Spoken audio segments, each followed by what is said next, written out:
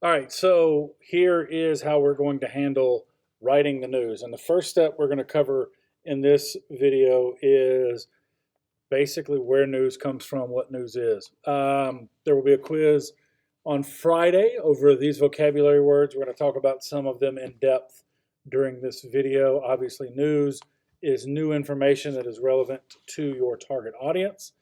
Bias, we talk about, is your perspective on the articles or the events that happen and how you present them. Your source is where you get your information, your source of information. Your script, obviously, is what we're going to write, which will go into the teleprompter, which is just below that. A teleprompter is how we get the script to the talent so they know what to say when. Your target audience are the people that you are going after with your news in terms of who you're trying to get to watch your news. Our target audience is and always will be the students of Morgan County High School, not the parents, not the teachers, not the administrators. Our target audience is and always will be the students of Morgan County High School when it comes to the news. The next word is proximity.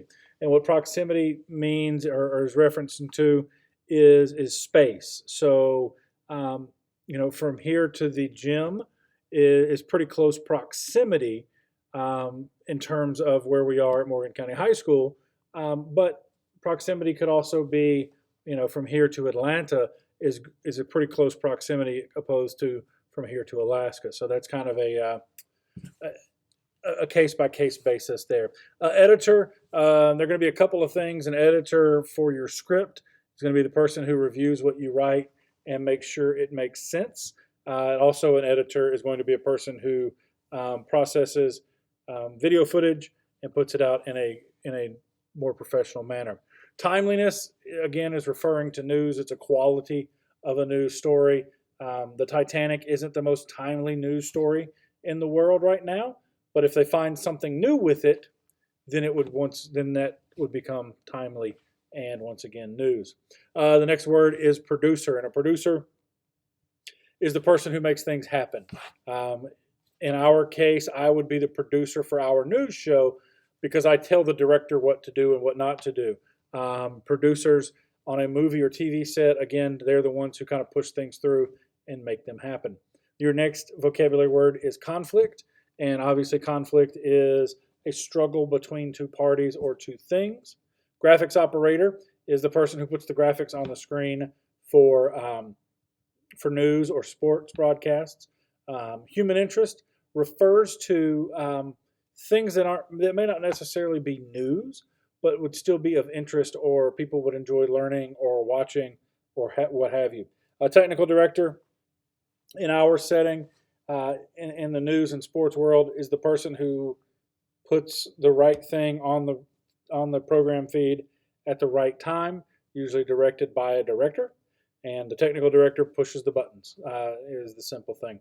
And then active voice. Active voice is the only way we will write in this course. We're only going to use active voice as we write our scripts and prepare the news each day. And we'll get into active voice a little bit more in another lesson. So what is news? The definition: newly received or noteworthy information, especially about recent or important events. Or it could be a broadcast or published report. We make the news, or just again information. So newly received or noteworthy information about recent or important events. Recent obviously goes into timeliness. Importance goes to our target audience and what they find important. So how do we determine what's news? We're going to use timeliness. Driving this word home, timeliness refers to how long ago the thing happened. The things that happened this weekend in El Paso and in Dayton are still within the timeliness, but things that happened 6-8 weeks ago, depending on what they are, probably aren't really timely. So timeliness refers to the amount of time with news. And you may say that something that happened 6 months ago isn't outside of the timeliness. It kind of depends on how big it is as to whether or not 9/11 is still timely every year on September 11th, even though it's been 18 years since that happened. Proximity. If it's close to us, it matters to us most. Things that happen in Madison and Morgan County um, are obviously going to be proximal or within the proximity of what we're doing. But again, those things have to relate to our target audience or be things that they're concerned about. Um, the definition, obviously, nearness in space, time, or relationship. Conflict, again, this is what the news does. The news media uses conflict extremely well. Even the most minor things are blown up into major conflicts through repetition or through just scare tactics. So we're going to play off of that, but we're going to be fair about what we consider a conflict. Human interest, okay, it's the things that matter to people. Sports can be news, but it can also be human interest. If we do a piece about Coach Malone and his time here, it may not be news, but it definitely is a human interest story. And then relevance. Relevance is 2 words: your target audience. What matters to them? Yes, there are high school students who care about the stock market. They're few and far between. So we're not going to do a ton of stock news, but we are going to do news about the football team, about cheerleading, basketball, all the athletics, all the drama, fine arts. We may even do the lunch menu every now and then because it's relevant to our target audience. So keep that going. Relevance, again, means what's important. And so there we go. So where do you find the news? Obviously, the internet. I mean, this is on the internet. So the internet is a great source. Plenty of good, also plenty of evil there with the internet. So we'll talk a lot deeper about that as we go through the semester.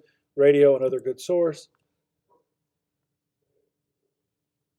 Newspaper, good source, kind of hard to find now. That's not on the internet. TV, it depends on what you're watching. Social media, again, this is the big thing for you guys, is that everything that's posted on social media isn't necessarily 100% true.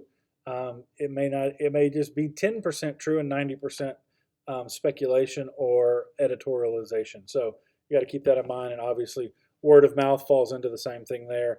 That's gossip, that's rumors, those type things. And it could just be, hey, the team won Friday night, 14-7. That's word of mouth. So there you go. So how are we going to write the news?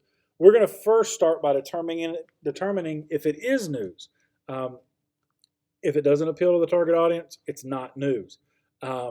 Missile testing in North Korea, not a very big concern for high school students in Madison, Georgia, as we're not close to Alaska, not close to Washington State. So it's not a big deal for us right now.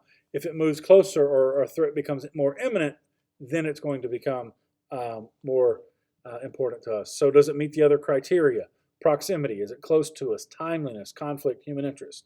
The shootings over the weekend in El Paso and Dayton, Ohio, while they're not close in terms of proximity, obviously there's timeliness. They were 3 days ago. There's a huge conflict piece of it. And obviously there's human interest stories that are now starting to come out of people displaying heroics in both of those situations. So while it may not be close, it may have more timeliness or conflict or human interest that kind of balances out the proximity. All right, so there's a fine line there, and we'll discuss how you determine what that fine line is. Next, you're going to find your sources. So you're going to go to the internet most likely, and I always try to do 3 sources. I figure if I can get 3 people to say the same thing, then it's probably close to the truth. So we're going to use that rule there, and then we're going to break down our sources. We're going to do the 5 W's and 1 H. 5 W's, who, what, when, where, why, and then the H is how. So then you're going to put the story in your own words. We're going to have to write completely different than you've written in all of your education career, but we'll get into that as we move forward. But you're going to write in words that audience will understand. We're going to talk about Jerry as we move forward throughout the rest of this next week or so. So that's how we write news. That is what is news. That's our vocabulary for the week. So I hope this helps, and make sure that you kind of learn this stuff. Again, for the quiz on Friday, we're looking at these words, and I'm going to drive these words home every day, and hopefully you guys will get them. So have a great day, enjoy whatever you're doing while you listen to me on YouTube.